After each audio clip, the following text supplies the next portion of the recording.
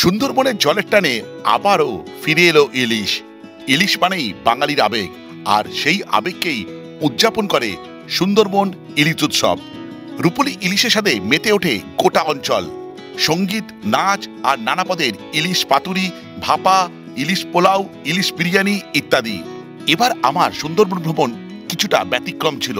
তার কারণ এবার আমার ভ্রমণ ছিল অফবিট সুন্দরবন। ভ্রমণ করেছিলাম গ্রিন ভিউ ট্রাভেলসের সঙ্গে। বোটে পৌঁছানোর সঙ্গে সঙ্গে দিয়ে দেওয়া হয়েছিল ওয়েলকাম ড্রিঙ্কস।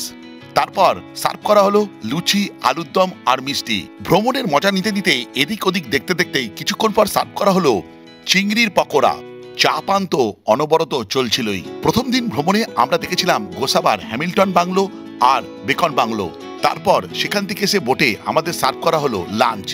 সেদিন আমাদের লাঞ্চে ছিল ভাত, ডাল, বেগুনি, ইলিশ মাছের মাথা দিয়ে পুঁই শাক, দই ইলিশ, ইলিশ পাতুরি, চাটনি, পাঁপড়। সেদিন লাঞ্চ করার পর চলে গেছিলাম সজনেখালি থেকে সোজা আমাদের সেদিনকের গন্তব্য ছিল সুন্দরবনের অফবিট জায়গা লাহিড়ী নগরে। সন্ধেবেলা ছিল চিকেন পকোড়া, কফি এবং আয়োজিত হয়েছিল আমাদের জন্য বাউল সঙ্গীত। রাত্রিবেলা মেনুতে ছিল ভাত, ডাল, আলু ভাজা, মাটন এবং শেষ পাতে মিষ্টি।